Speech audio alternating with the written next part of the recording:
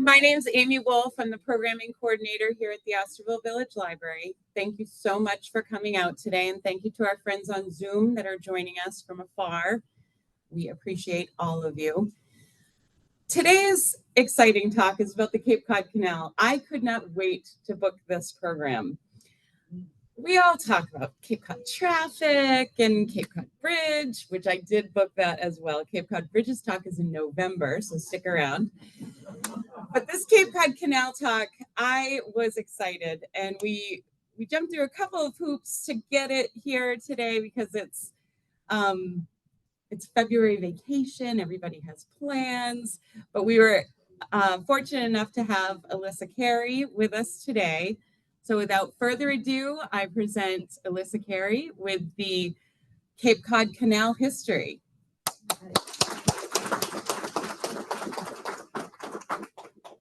Can you all hear me? Yes. Well, good. All right. Rather than stand in front of the microphone, I can project pretty good. All right. So as Amy said, my name is Alyssa Carey, and I'm a park ranger with the U.S. Army Corps of Engineers, and I work at the Cape Cod Canal.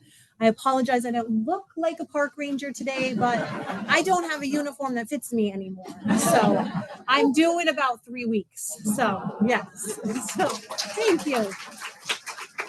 So I have worked for the Corps of Engineers for about 18 years. 3 years I was a seasonal ranger. So while I was in college, I worked, part-time, sometimes full-time in between school breaks and things like that in Western Mass. And then I was lucky enough when I graduated to get a permanent job here at the Cape Cod Canal. And so I've been there now about 15 years.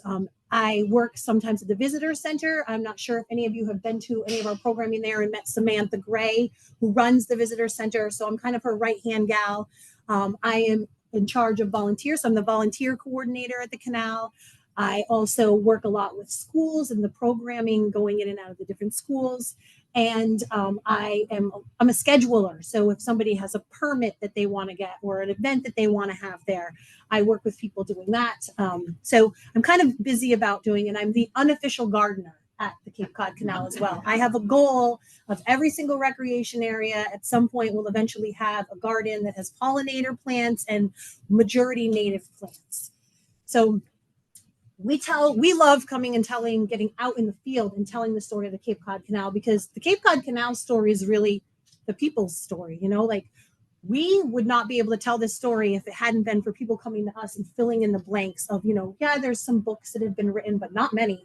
A lot of the story is the people and the local people or their family members. Somebody always has some sort of story or connection that I talk to on a regular basis about the canal or a memory that they have of the canal. So getting out into the community and getting to talk about the story is our favorite part of doing it. So I hope that you enjoy this. So I'm going to start off with a little bit of an introduction of what the Corps is and why we're dealing with this body of water.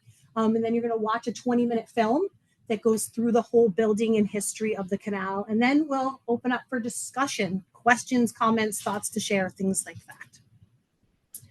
So as I mentioned, I work for the U.S. Army Corps of Engineers, and it's a really unique agency because it has two parts. It has this whole military part of things, and where they're really focused on, war, like rebuilding after war or after emergency situations overseas, things like that. And then there is this huge component that is civilian based. I am a civilian employee. I've never been in the Army or military of any sort. So the civilians make up the majority. There's about 35,000 of us that have different jobs. Now we call them missions instead of jobs. And so there's lots of missions that the Corps provides. It all has to usually do with what engineers do, solving problems, whether that's in the environment, whether that's our country's infrastructure or border things. All of that has to do with the Corps of Engineers. But again, the biggest part has to do with water resource development. So what does that even mean? So if there is a body of water that is engineered, so man-made, or has to be engineered, so maintained, the Corps of Engineers has its hand in it. So there's 25,000 miles of navigable waterways in our country. So these are waterways that are being used, by us to maybe recreate on, but the majority of these waterways are shipping. getting goods and services back and forth around the country.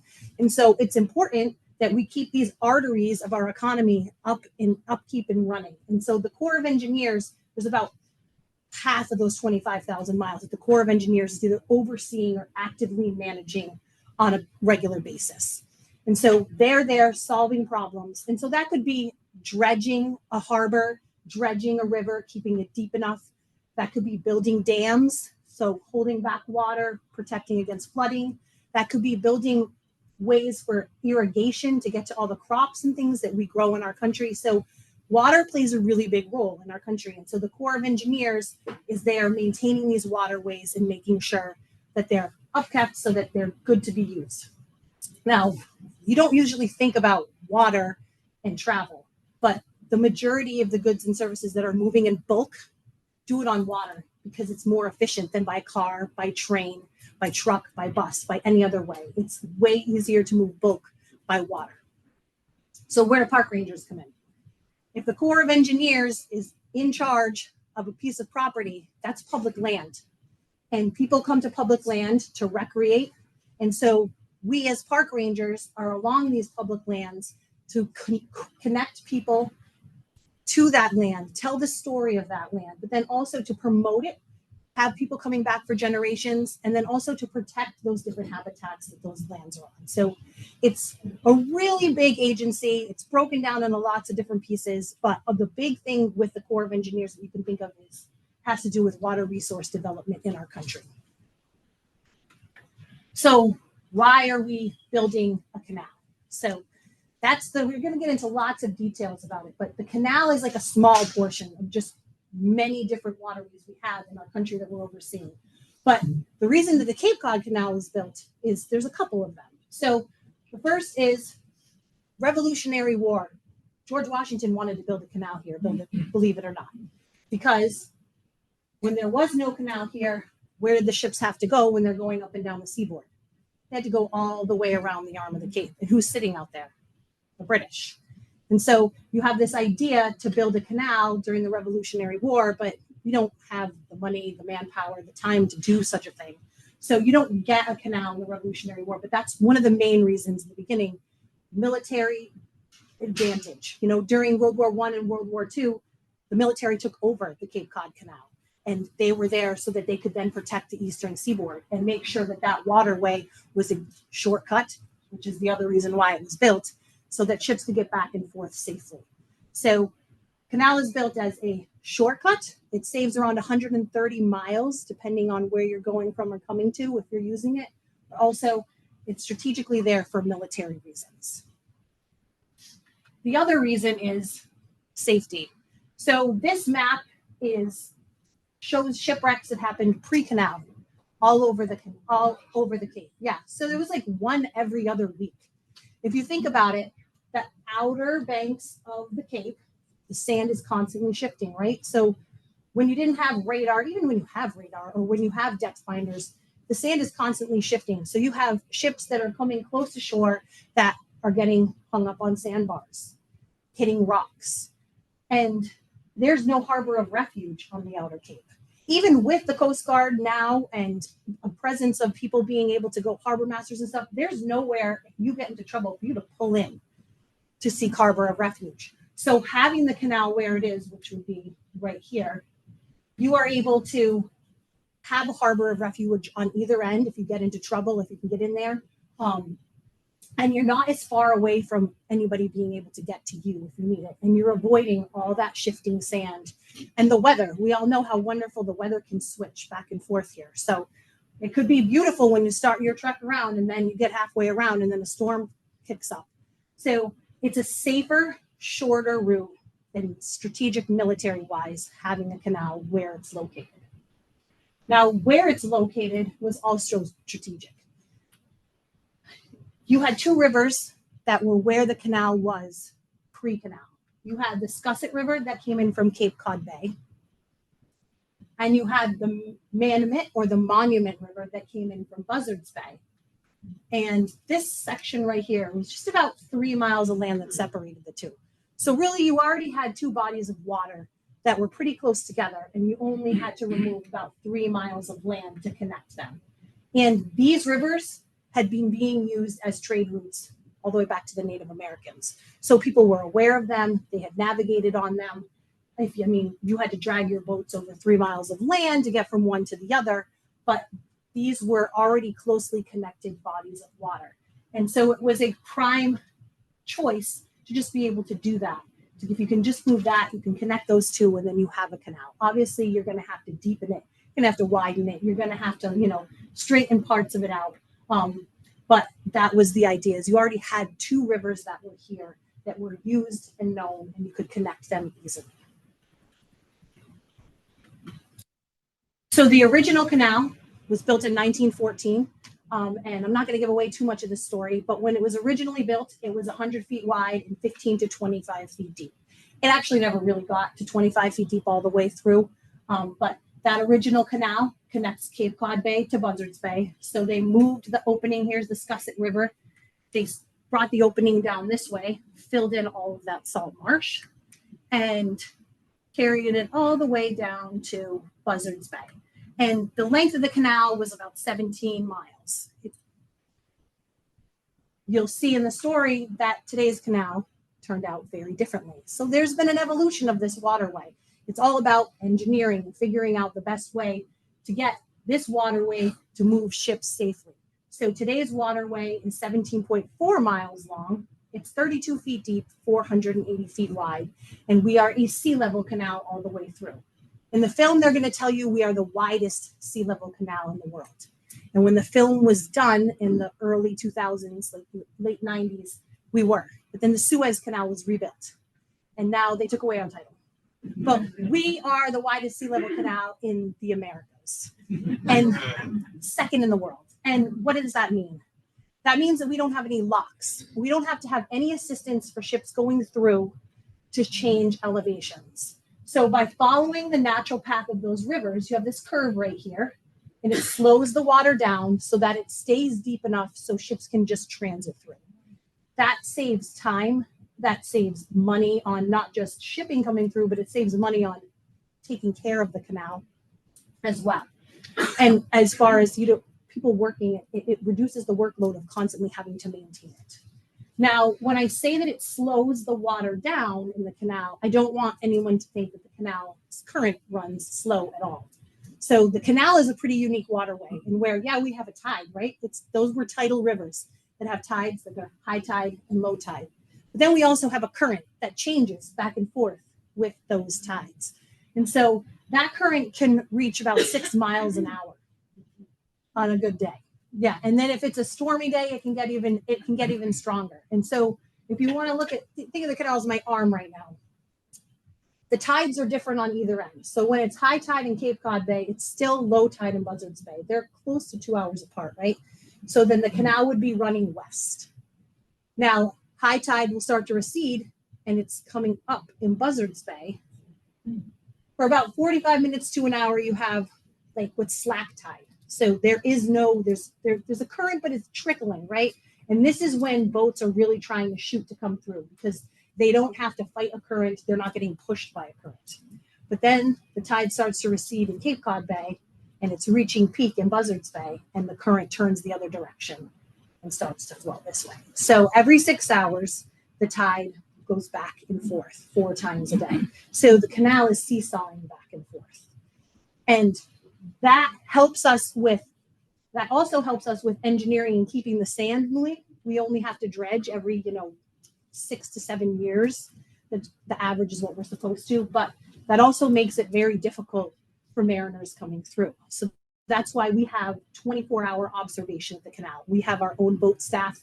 We have our own marine traffic controllers that are there monitoring and communicating to all the vessels that are coming through, making sure that if they have questions or that if they're in trouble, we can get somebody out to help them.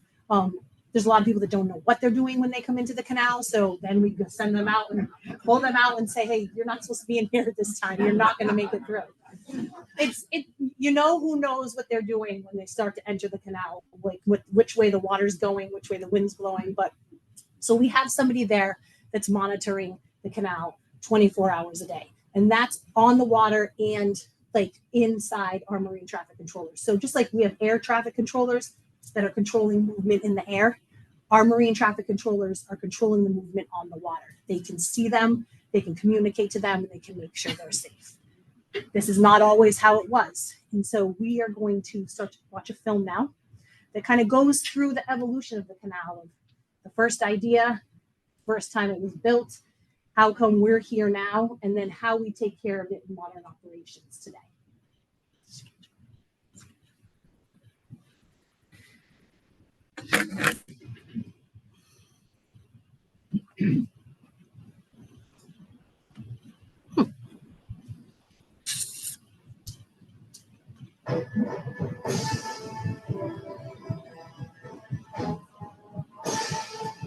Should go away.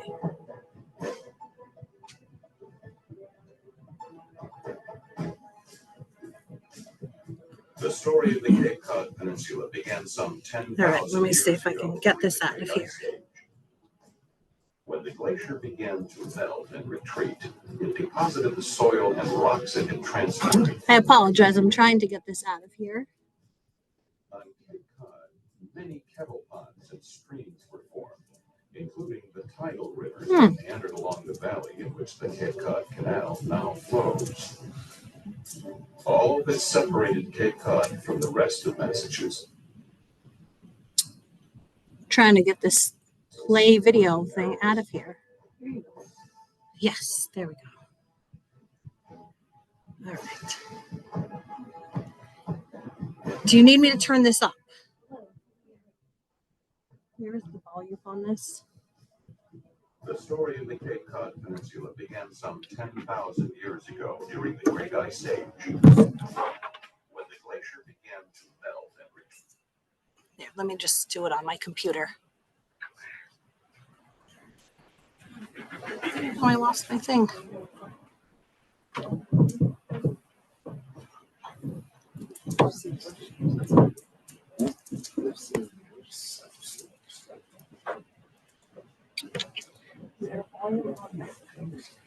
That's all right. Let me just minimize this then.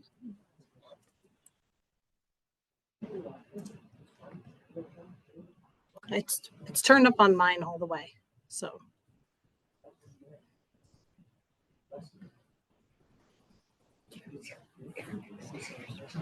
I have my other speaker. Yes.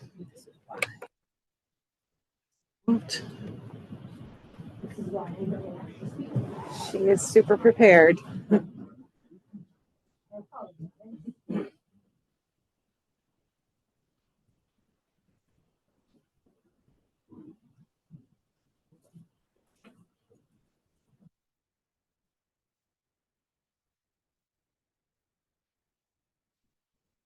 This is a microphone.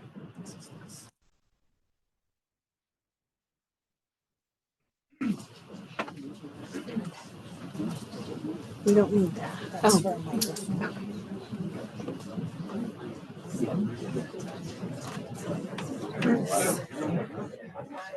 Do we have a plug? Just need to plug this in. Yes.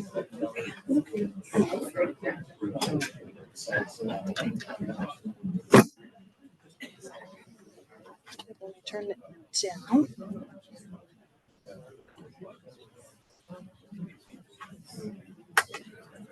Should just be able to right there. You're doing just fine, don't worry. Right. All right.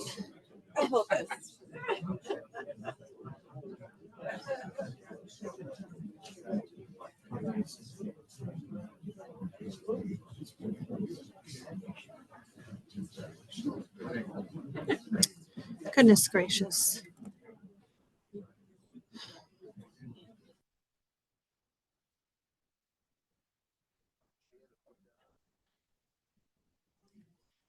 Should be here. Should be here. The table over. General microphone.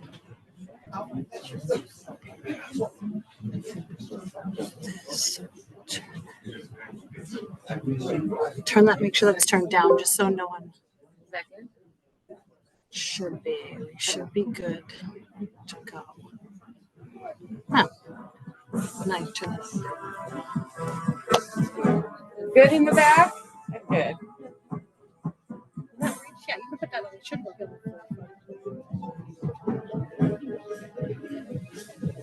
The story of the Cape Cod Peninsula began some 10,000 years ago during the Great Ice Age. When the glacier began to melt and retreat, it deposited the soil and rocks it had transported from northern New England. On Cape Cod, many kettle ponds and streams were formed, including the tidal rivers that meandered along the valley in which the Cape Cod Canal now flows.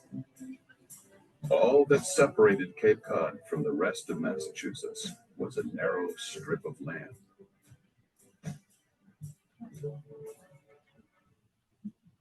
It was Captain Miles Standish of the Plymouth Colony who first envisioned the canal through this glacial valley. It would provide an inland waterway route to engage in trade with the Dutch and the local Wampanoag Indian tribe. But building a canal was far beyond the means of a small colony of pilgrims. The idea of a canal, however, was to excite many others over the next 3 centuries. Meanwhile, the treacherous shoals at Cape Cod stranded many a ship in the 300 years of marine commerce which preceded the completion of the canal in the early years of this century.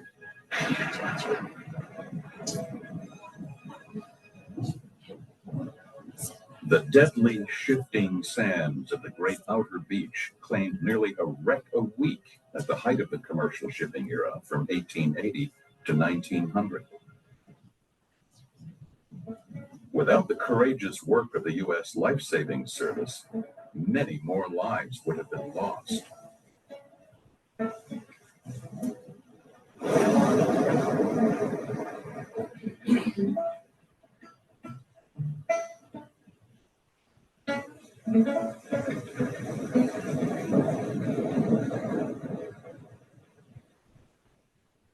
Despite the obvious need for a canal, there were many plans, but few real attempts. There were isolated attempts, but no success.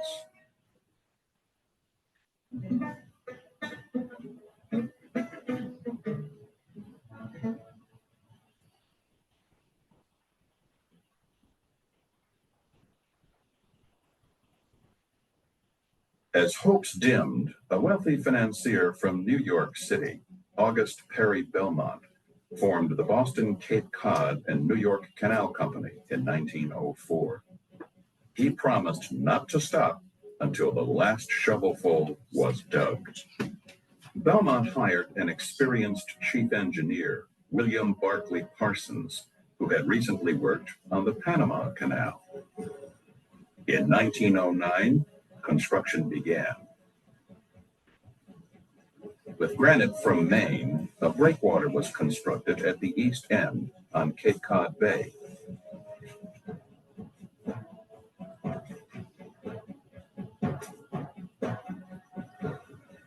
The first dredge on the job, the Nahant, reopened the ditch from an earlier attempt, and the construction of the Cape Cod Canal began in earnest. There were unforeseen problems, however, such as 100-ton boulders left by the glacier. Parsons had divers place dynamite charges to eliminate these huge roadblocks.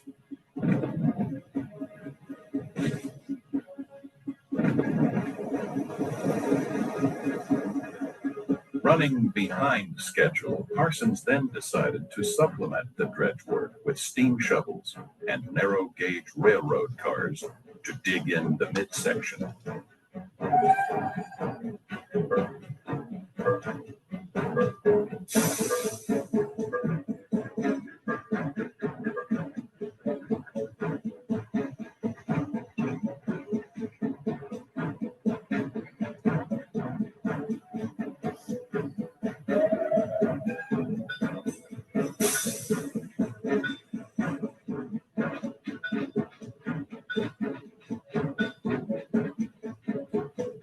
With dredges working from either end towards the middle, progress picked up once again.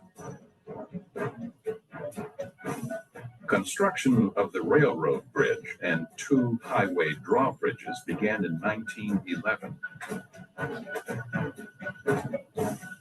The townspeople of Bourne and Sandwich began trading cynical looks with ones of hope.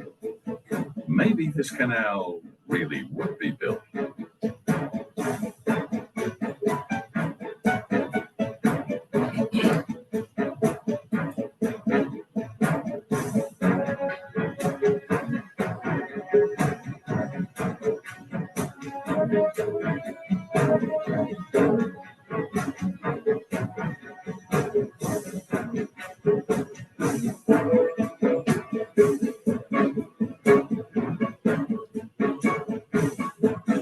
After 5 long years and the removal of 20 million cubic yards of material, only Foley's Dike separated the waters of the 2 bays.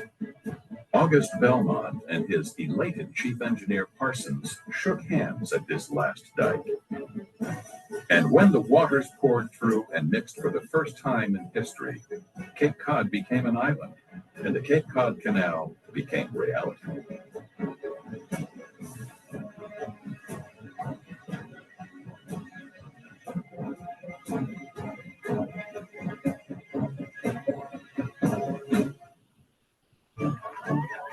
The grand opening, July 29th, 1914, was grand indeed.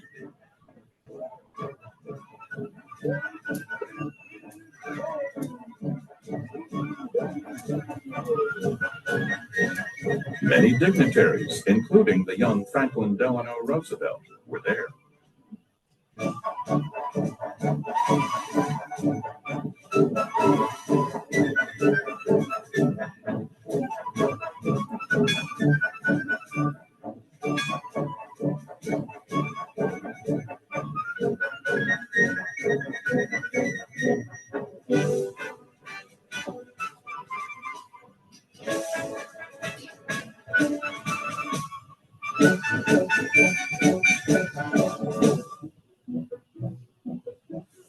Belmont's canal was a toll waterway, and he had hoped to turn a profit from the many schooner barges carrying the fuel of the day, coal.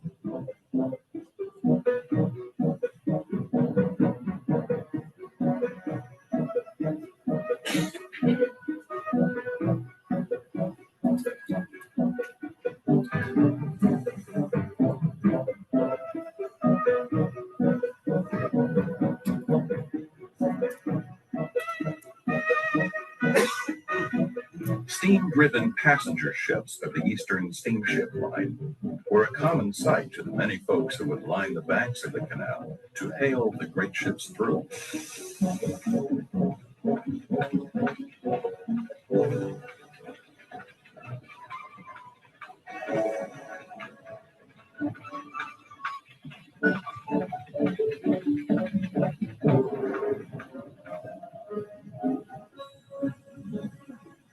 But the tricky tidal currents were made fierce by the narrow 20-foot deep channel, and after a few serious mishaps, ship owners once again were taking the outer route around the Cape.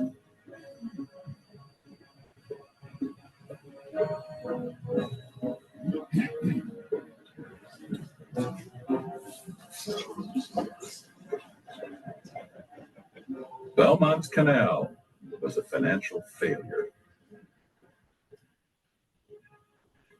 The United States government purchased the foundering canal on March 30th, 1928. Under the direction of the U.S. Army Corps of Engineers, a massive reconstruction project began.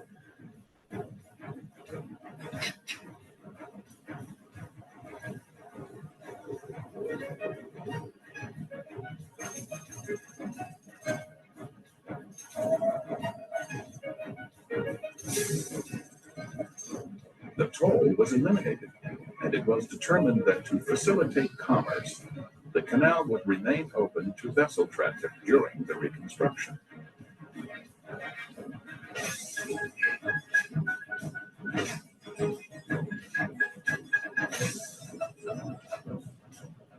was the time of the Great Depression.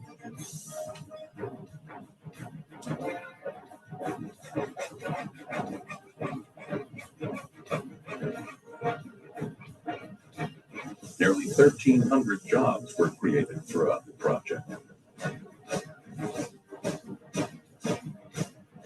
To make ship traffic truly safe, the approach channel was straightened through Buzzards Bay.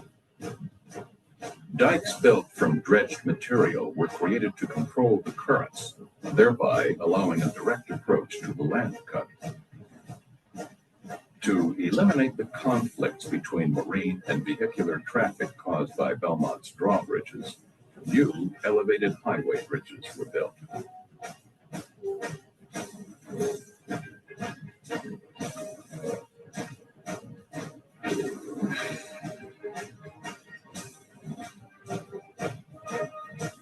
A vertical lift railroad bridge replaced Belmont's original drawbridge.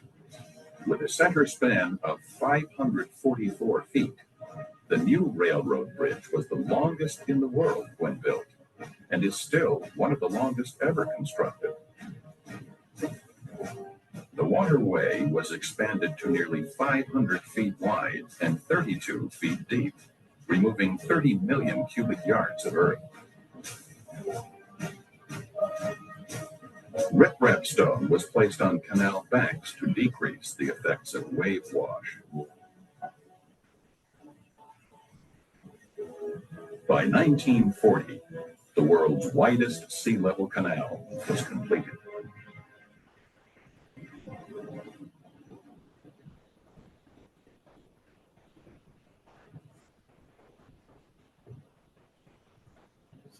The Cape Cod Canal today is a busy waterway.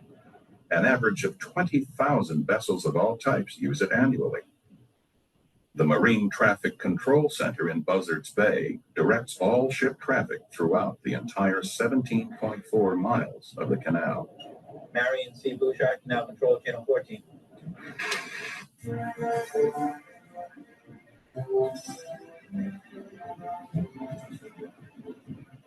A sophisticated system of closed-circuit television surveillance, radar, and radio telephone communication operated on a 24-hour basis by an alert team of traffic controllers ensures a safe transit for all ships.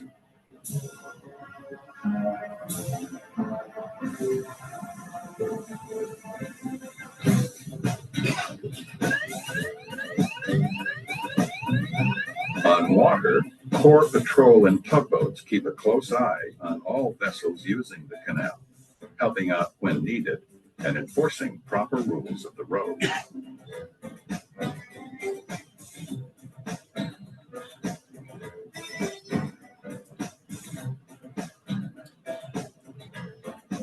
The canal provides a unique close-up view of ocean-going ships, cruise liners, and tugboats as they utilize the canal route between Cape Cod Bay and Buzzards Bay.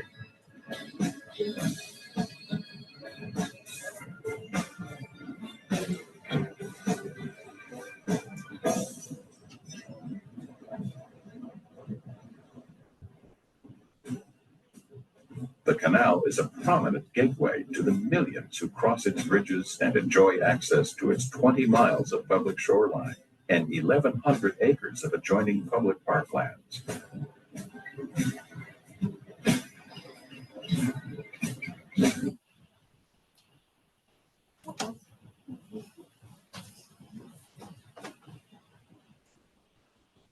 No, don't start over. It's all right. It's gonna, but at this point, I can just fast forward to where it is, or I can just talk.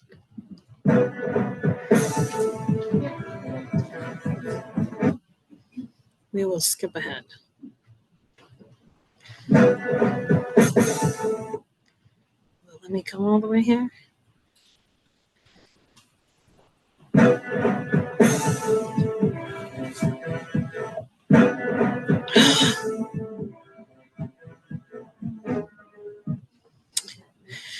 All right, well, I'm not sure that it's going to let me fast forward it. But what I can do is I can talk because I've seen this video plenty of times. So really what you missed is what's going on at the canal today, what we are doing there to manage the canal. So there's about 55 of us that work there. There's 9 park rangers, then we have our boat staff, and then we have our boat staff on the water and our marine traffic controllers. But then there's the people that you don't see that are really behind the scenes. We have our own high voltage electricians. They're the ones that are in charge of making sure that the canal's lit up, the bridges are lit up. We have a maintenance staff that they are the best maintenance staff. If there is something that gets reported, they are out there and they are fixing it so quickly. Anything that we need, they are there to help us. We have admin staff that obviously make sure that we all get paid. We have a woman who works in a warehouse in distributes like our toilet paper, all the different things that everybody needs to work every single day. She's there working.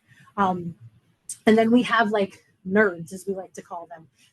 They work on the electronics. So all the cameras that run up and down the canal, they're there making sure that they're working properly so that our eyes and ears 24 hours a day have all the things that they need.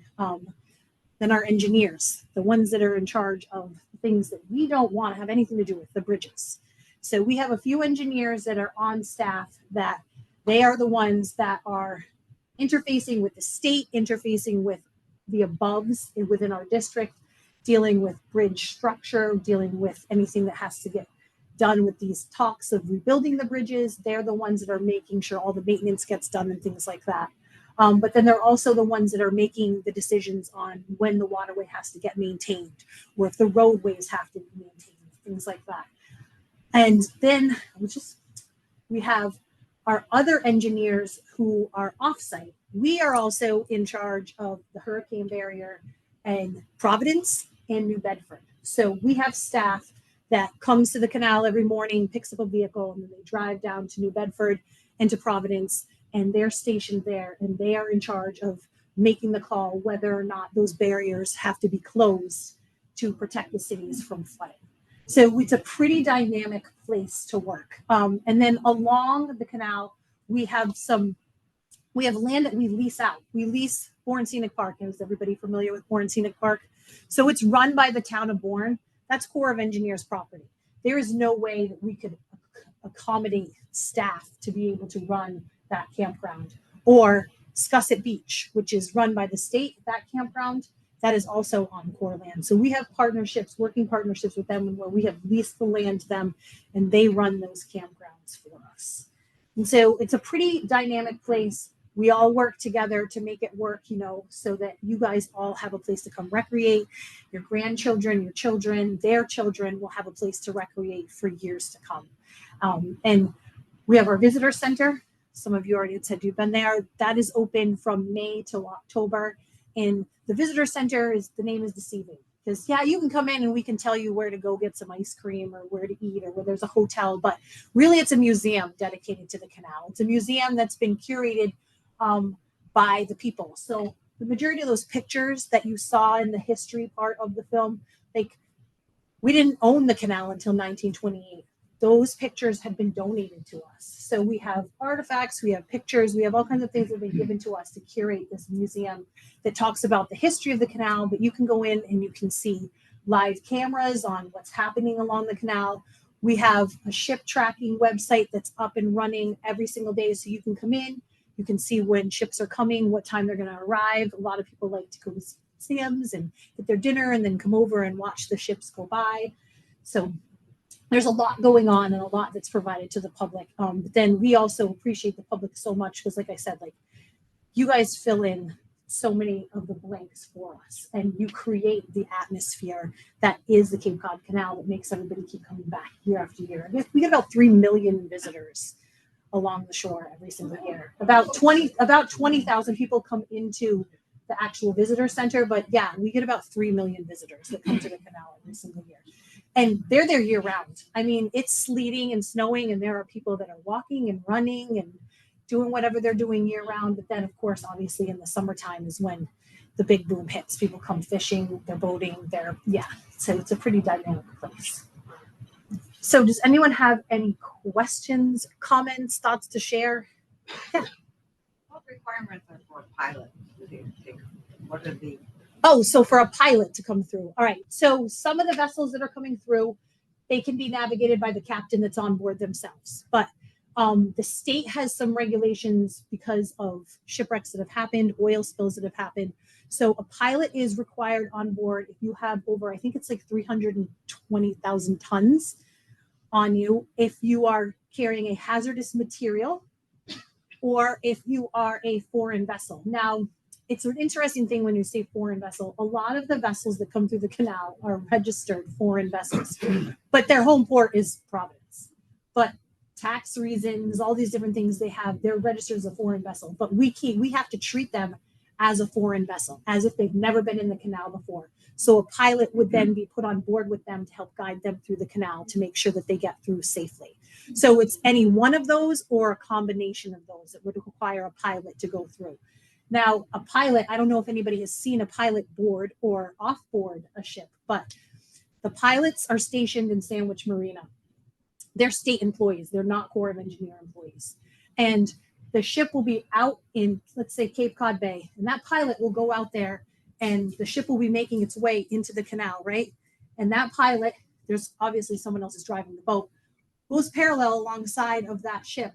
And then the pilot climbs onto the boat while it's driving and climbs up the little ladder on the side. And then when it gets out into Buzzards Bay, the pilot picks them up and they climb down while the ship is in motion. There's no stopping for them. They do it all in motion. I've seen on windy days the large vessel doing a circle so that they can avoid the wind so that the pilot can safely climb down. Mm-hmm. Yes. Is this film available online? Or it is. It's not available online or for sale. There is a Modern Marvels version of this that was done that you can see, I guess, online. But you can come into our visitor center and see this anytime. This is at the center? Yes, at the visitor center. Yeah. So the visitor center is on Ed Moffat Road. It's across the street from Seafood Sam's in Sandwich. Mm-hmm. Yeah, by the Coast Guard station. It's at the very east end of the canal. Mm-hmm. Has the tide ever broken the banks, and do you foresee this as a problem down the road? So the tide has come up. So it depends on how the weather all works, but I have seen the canal. I've seen the tide come up and over the banks and in front of our visitor center. So our visitor center is an old Coast Guard boathouse. So luckily it's built on pylons. But it has to be the right conditions. There's a storm, it's a high tide, it's like a full moon or like spring tide. Like, yeah, it's certain factors. And then that water will come up and over the bulkhead. And talking about the future. So our bulkhead, so when I say the bulkhead, the east end of the canal has, steel structures that are basically holding the sand up in place, holding the ground in place. Now, those are in contract works to actually be replaced. And everything that we do, we now have to take into account climate change and rising sea level. So when those things are being replaced, I don't know if they'll necessarily be higher because I'm not sure that you can fight that. But there will be things implemented so that as we're predicting water to come over more, it'll be easier to manage. Mm-hmm. Yeah, the last storm that we had was that like a few weeks ago, a month ago. I don't. Time just is flying for me right now.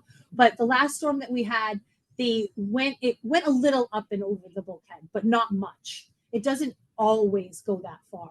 But it does break over the banks. And it's more on the east end that it happens. What's going to happen on the west end and the Buzzards Bay end is at some point we're going to get the hurricane that they predict. And the west end is much lower than the east end. And our office is going to be inundated with flooding. But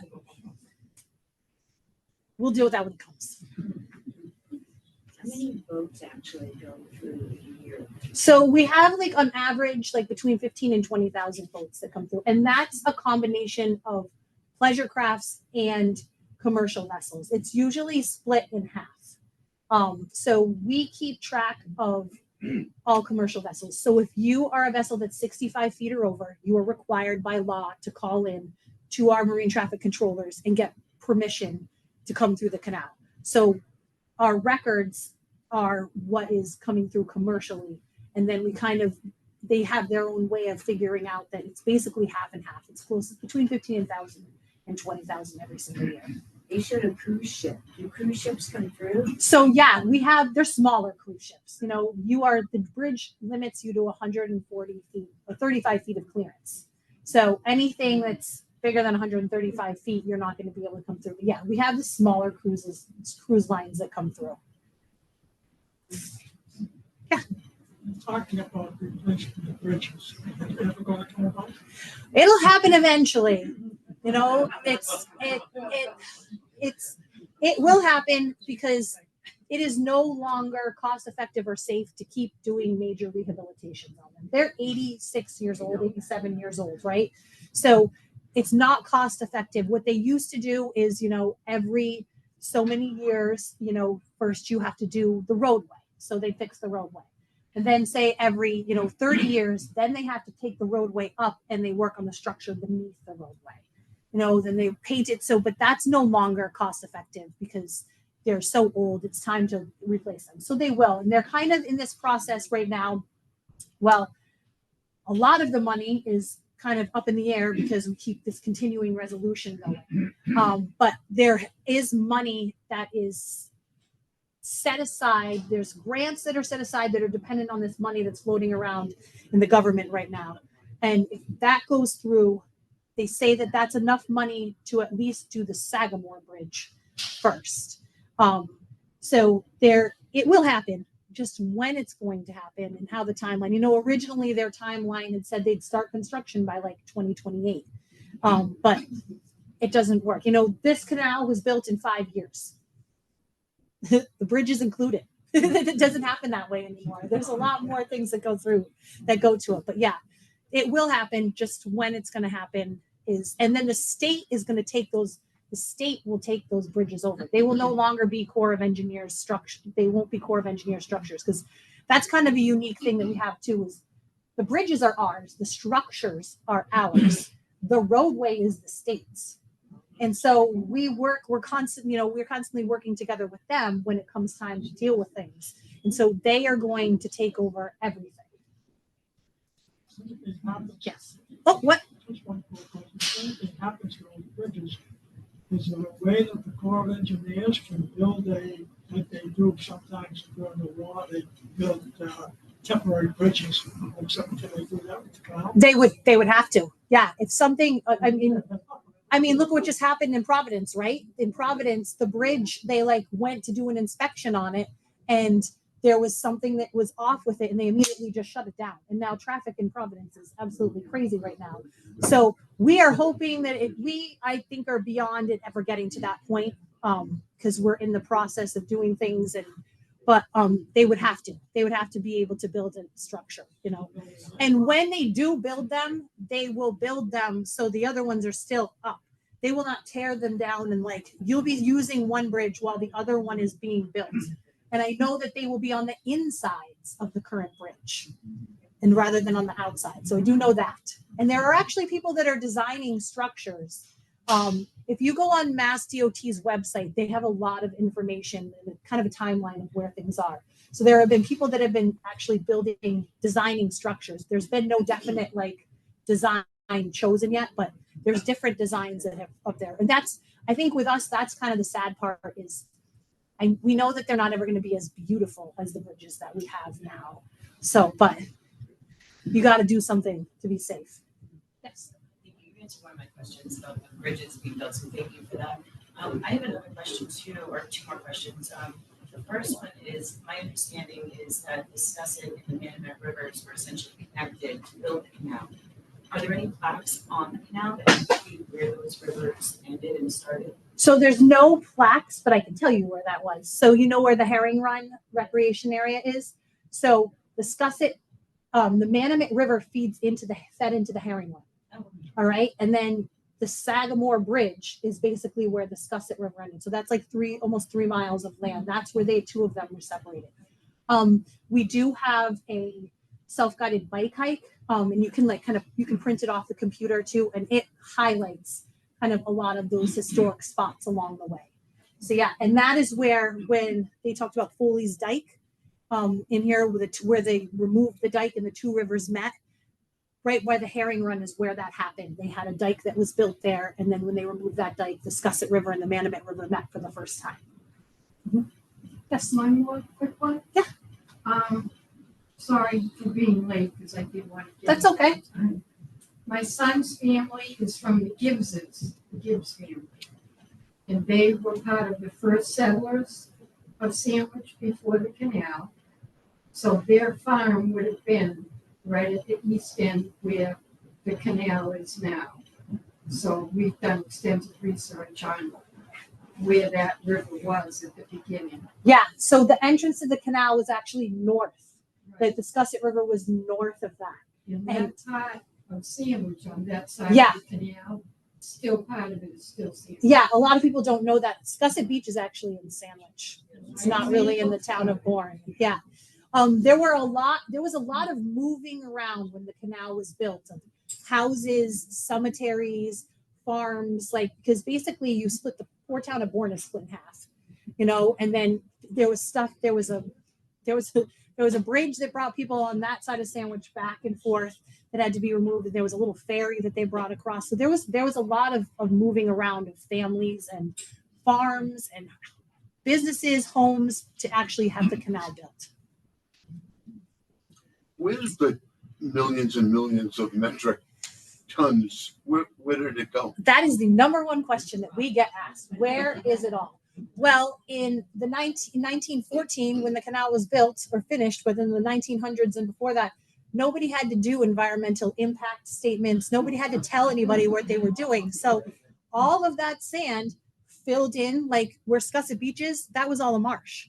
That all got filled in. Like it just got dumped and filled in areas that they needed to have dry, shipped out and moved to different places. So yeah, but there is no record of where it all went. We kind of all just figure, we know that they filled in a lot of wet areas. Scenic Highway, I mean, that's all sand and dirt right on the side of the Scenic Highway. And we guarantee that that's probably part of the canal when it was originally built. But yeah, nobody had to be accountable for what they did with that stuff. And that's why they got done in 5 years, right? Nobody had the red tape. And that railroad bridge must take a lot of maintenance. Does it ever get stuck? So surprisingly, the railroad bridge is pretty good. It does. It's the second one. It was the one that was rebuilt. So that one is 86 years old as well. But that bridge doesn't take a lot to operate because it works on counterweights. So you have a span that weighs 220 tons, and on either end are 1,100 ton weights.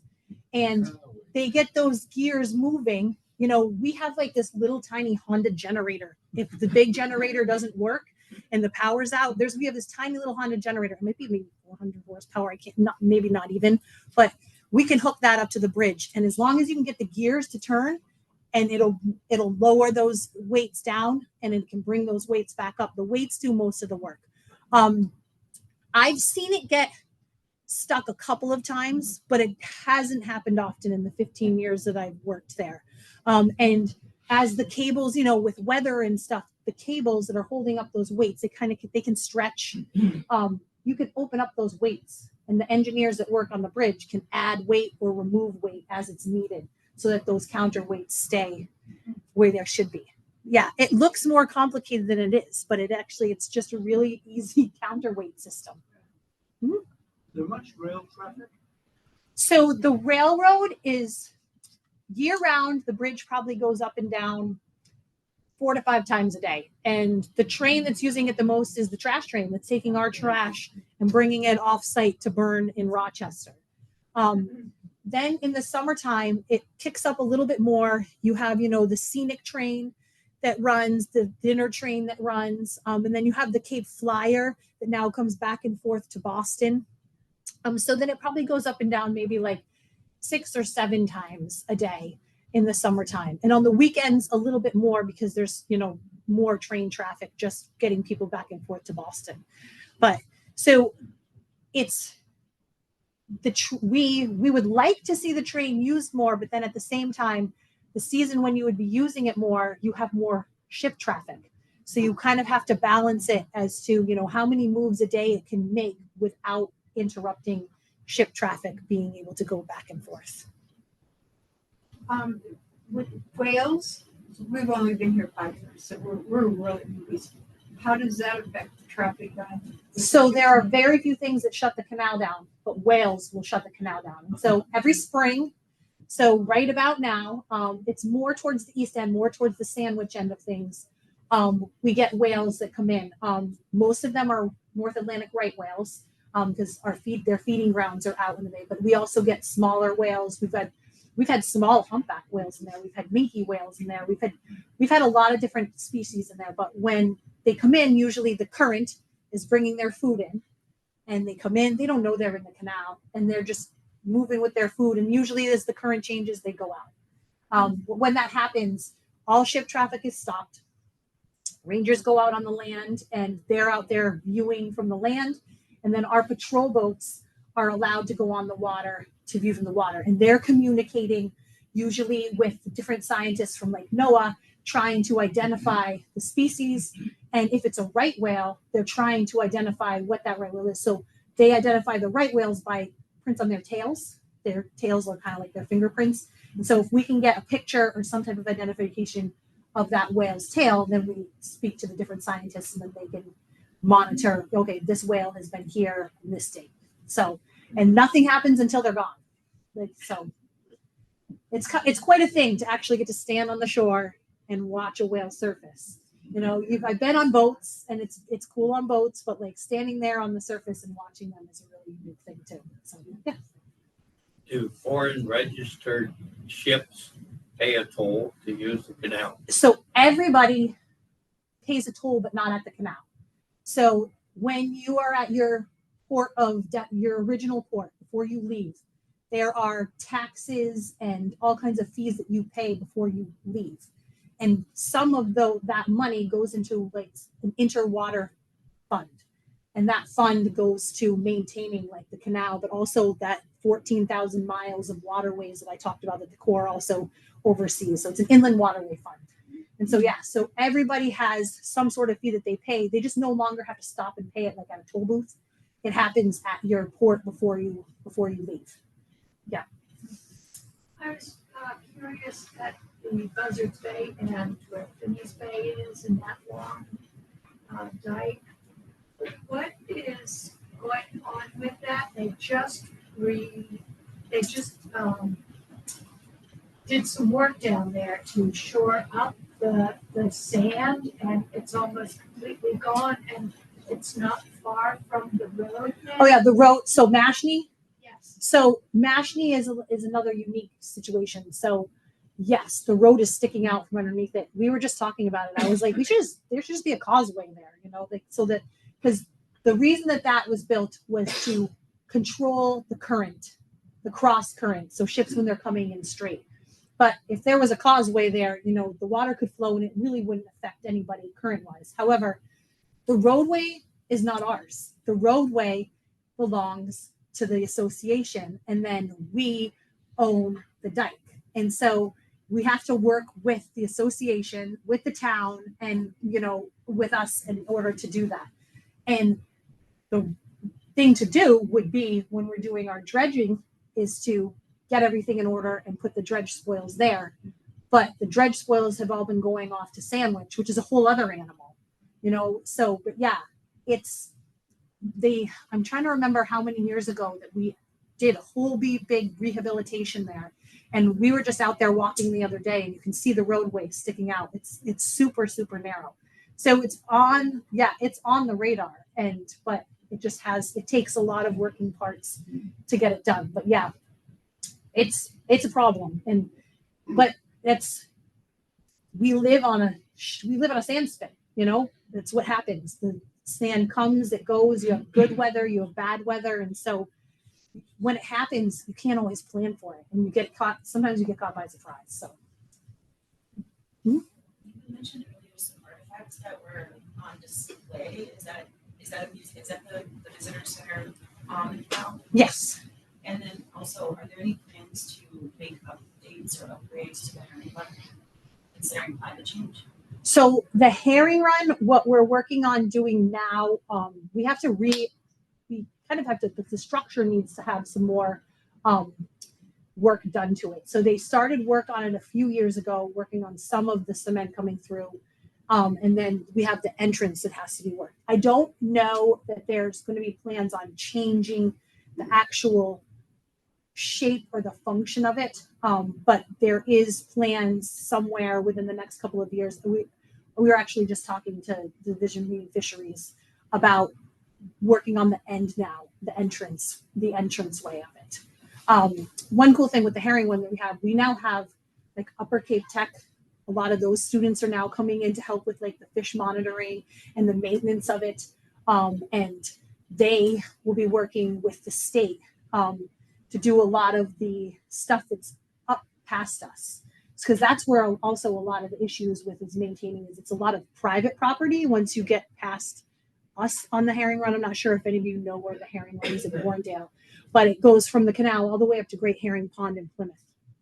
And you know, town property, state property, federal property, it's easy to maintain. You have people that are there, but then there's people that have private property and they don't necessarily, it's not that they don't want people to, but they don't necessarily know what to do. And so now we've been gathering partners to work with the state to be able to start to work our way all the way up and start fixing some of the problems that are further up to help fish passage.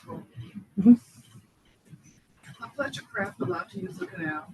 Yes, pleasure craft, as long as you have an engine that can overcome our current. So if pleasure craft is, it's a loose term word, but as long as you can overcome our current, you can come in. So, but you can't have a kayak, you can't come in on a stand-up paddleboard. As fun as it would look to take a tube through, you can't do that. If you are in a sailboat, you have to have auxiliary power on. And we really ask that people know what they're doing before they come in, but a lot of them don't. But yeah, so yeah, pleasure crafts can come through. You need to make reservations beforehand? You do not, because we have no locks. You can just come on through. You know, sometimes there's certain circumstances that might arise and where there's a large ship that's taking up the whole canal that's coming through. That's why if you're over 65 feet, you have to call in and get permission so they could let you know, hey, you have to wait out in the bay until this ship comes through. On the rare occasion in where we get ice flows that block up the canal doesn't freeze because it moves so much, but the bays send in ice every so often and they'll block it up and it'll be one-way traffic. So every now and then something like that will happen in where like people have to really be aware or they have to check in all the time. But for the most part, you can come on in. Does the Corps send out people for speeders? We do. But I've seen you can't keep up with them. It's the same thing with it's same thing on land. Like we have a huge issue with people on bikes, just totally just not respecting the space, you know, and the same thing on boats. And you know, we'd be out there all day long chasing them. So yeah, they do. And we have a running tally. We have a list. Like if we've caught you and we put you down on the list, like yeah, they'll go out and they can write you a speeding ticket, things like that. Was there a problem with a cruise ship scraping one of the bridges? So yeah, so cruise ship called in, gave its height, came through the canal and forgot or didn't know that there was an aftermarket communication system that was put in on the top of the boat. And they just happened to come through right after the railroad bridge had been painted. And so it scraped the bottom of the bridges, but the railroad bridge, like they had to pay to repaint the bottom of the bridge. Come in at high tide or low tide? So depending on what your height is, we will tell you high tide or low tide. I'm assuming because that guy, they scraped that it was low tide when it came in, because it was already sitting really high in the water. But yeah, that did happen, and that's the only time that anything like that has happened since I've worked there. That somebody didn't realize that they had this aftermarket equipment on the top and they scraped the bridges. And you know, we weren't the first people to know about that. We came into work the next day and we had videos upon videos from the public sending this to us saying, look at what happened, look at what happened, look at what happened. So military boats have priority on the if it's a military situation, then they would have priority. But so we get a lot of training vessels that come through. They like to go play Battleship out in Cape Cod Bay. But yeah, if there is a military priority for them, like yes, they would have come through. If the Coast Guard is going out for something, get out of it. They have priority to come out. Second question, did they collect any Wampanoag artifacts when they were first building? So when the canal was first built, we were not in charge, and whatever was collected and done was not left for us. So there is like a mammoth tooth that's in the Museum of Natural History that was dug from the canal. So all of that stuff, all of those artifacts and things like that, that was early on, that we don't have any of them at all. Our artifacts are like, shipwreck things from when the other canal failed. That's kind of ours. We did have, I can't remember what year it was, but we had an archaeologist come in and they did a lot of work in the canal. It was in the 90s. And I think there might be in like our vault, there might be some arrowheads maybe, but we've looked in there and there's really not much. Everything was kind of taken out before we got there and disturbed before we got there. Where does the dredged material go nowadays when you guys dredge? So we just dredged this year, and it goes out onto the beach in Sandwich, to the south of the canal. It's there because the east end of the canal, you have two jetties that stick out like this, right? And they are there specifically to stop sand from accumulating in the mouth of the canal. But it also stops the natural longshore migration of the sand. So the current naturally goes north to south and kind of swishes around the Cape, right? And some of that sand would be deposited in Sandwich, directly below the canal. And so when we dredge that material, they bring it out. It's a cool process. The dredge sucks it up like a vacuum, and it goes out into Cape Cod Bay, and they hook up this long system of piping that then goes onto the beach in Sandwich, and then they basically reverse the vacuum and blow it out onto the beach, and there's bulldozers that move it all around. And then they try to get beach grass planted and rooted to try to hold it in place before a storm comes. But with the frequency of the storms and the direction that the storms have all been coming, that sand is just washing right away. So yeah, there was a study was done like 8 years ago, but there is now, the plan is they're working on figuring out how to get the sand. It's accumulating at Scusset Beach, like behind this jetty here, it's accumulating here. And they're trying to get a system that will pump that sand right where it should be from underneath the canal, going underneath the canal. So as that sand will accumulate there, they can then pump it right to where it should be going. So try and add a little bit extra. That affect the sand flow all the way down Sandy Neck Beach? Not down Sandy Neck. It's more of like Town Neck, and where all the houses are. And that's the other thing is you have all these houses that are built right there on the water. So it's you're trying to put the sand back there, but at the same time the houses need to try to be maintained. Yeah, it's a battle. It really is. And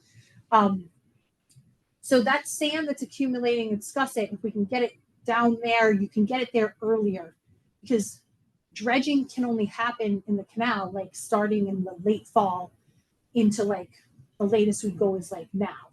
And that's because of environmental impacts. Like all of the animals that call the canal home, have kind of gone dormant or moved to different waters. So you have to wait so that you're not impacting the animals that live there. So there's this weird window, but as soon as you get it, that's when the storm season pipes up. So if we can get the stuff that's going from Scusset, you can move it there earlier, and it's got less of an impact. Just a statement on continually mentioning sand. My 80 years of life on living on this island and on the other side of it, many beaches have just moved in granite boulders. The ocean doesn't. If they would just do that, they wouldn't have to keep replacing the sand. well, people have to want the boulders, and that's the issue. Exactly. That's what we Yes, run it's into the is aesthetics. people, it's people's land, so we can put everything we want there to try and fix it, but they have to want it. We actually have people that didn't grant us permission to put sand on their property because you have to give them a government easement, and that means just we have to be able to walk on your property to be able to maintain it. And some people didn't want that, and so they didn't get sand. But so they have to. There's lots of ideas that we could do, but the people have to agree to it too. Yes. We hike and bike the canal quite a bit, and have seen there's a resident population of mink that live in and around the jetties. It's so cool to see them out there. It is. They realized that they have food source there year round. They help us control rats, which is great, but they have food source year round, and they're so fun to watch run around. Sometimes they get a little bold, like they'll try and steal your bait while you're fishing. They're so used to people now, but I love seeing them. They're so inquisitive. They're so smart, but then they're these little voracious predators. We've watched them drag seagulls into the rocks. Yeah, because